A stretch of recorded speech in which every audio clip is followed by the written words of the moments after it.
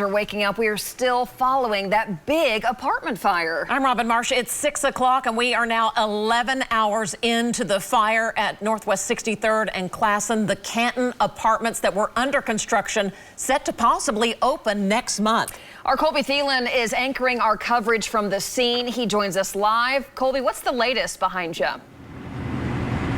Hey, good morning, guys. Right now, there are still some active hot spots. You can see over my right shoulder, there are some active flames, and just out of screen over my left shoulder, coming from the roof, embers are coming up as crews are in their ladder trucks now working to douse those hot spots, keep them under control.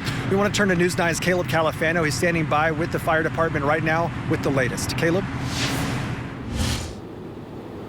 Hey, Colby, good morning. Well, fire crews have now been out here for nearly 12 hours. Joining me now is Battalion Chief with the Oklahoma City Fire Department, Benny Fulkerson. Sir, as you said last night, this has been a battle. Where do we stand so far? Well, yeah, that's exactly it. We've been out here since 6:30 yesterday evening, and these crews are tired. They've been out here working all night long.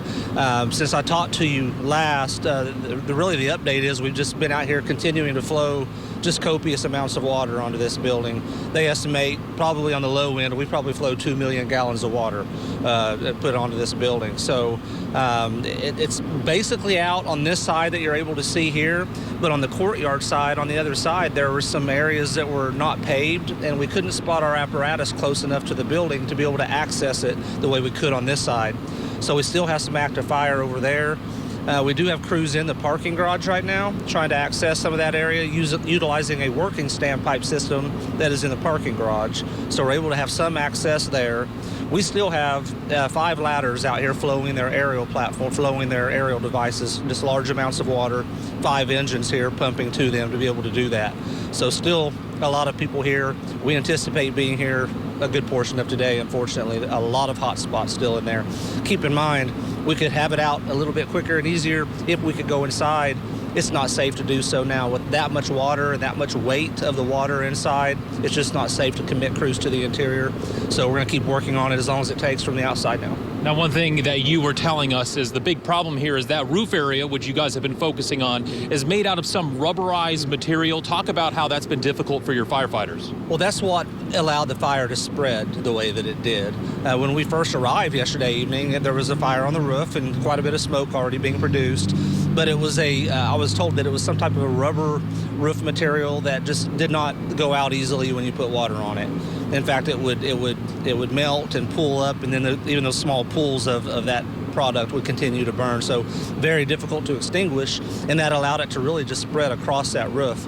Well, now the roof is burned away, and we're down into the 5th and the 4th floors in places of fire, and it just grew. This was a huge, huge building. I don't remember how many square feet they said it was, but it's a very, very large complex.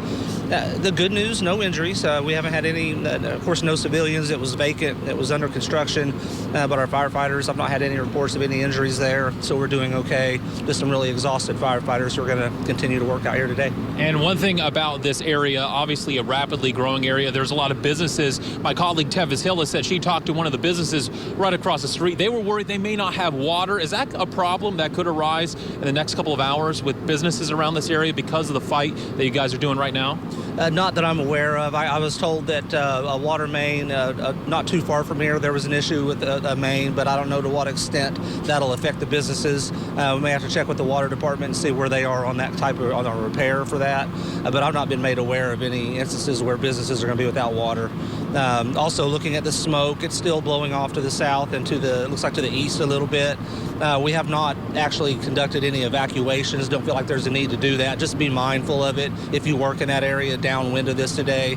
If you're getting really smoked up inside, obviously make some other plans. But aside from that, businesses should be able to open just fine today. Now, one thing you were talking to us about is how this was called out as a 5-alarm fire. It still is a 5-alarm fire, but you have downgraded it. Can you explain that for us? Well, initially it was dispatched as a commercial fire alarm, and then it elevated from there, and it ultimately ended up being what we call a high-rise fire alarm response, which is equivalent to a 5-alarm fire. Since then, we have sent some of our resources back in service. Since it is just an exterior battle at this point, we don't have the need to have as many resources on scene to rotate people in and out of rehab, because what we're doing now isn't as physically exhaustive as some of those earlier efforts were.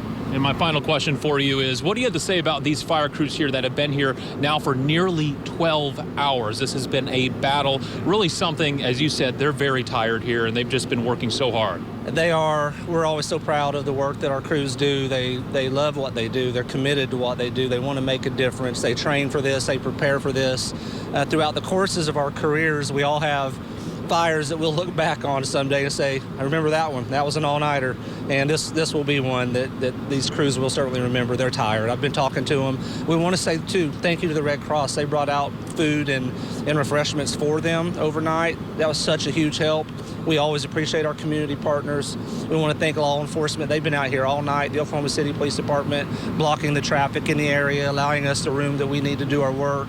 EMS is always here and on standby. We just want to appreciate our partners. And thank you to you all also for covering this and bringing the information to our followers. Well, Chief Fulkerson, thank you so much for your time. Obviously, a lot of information here. He's going to be going around to all 2 different porters as well, filling in the information. He's been working here hard as well. But we're going to be out here, and of course, any updates that we get, we'll make sure to send it right back to you guys. We're live in Nichols Hills. Caleb Califano, Oklahoma Zone, News 9.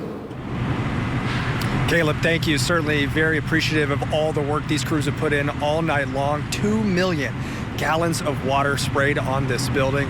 It's quite astonishing. We want to talk about the conditions these crews have been facing as well. Let's turn to Jed Castles now in the Bob Mills Weather Center.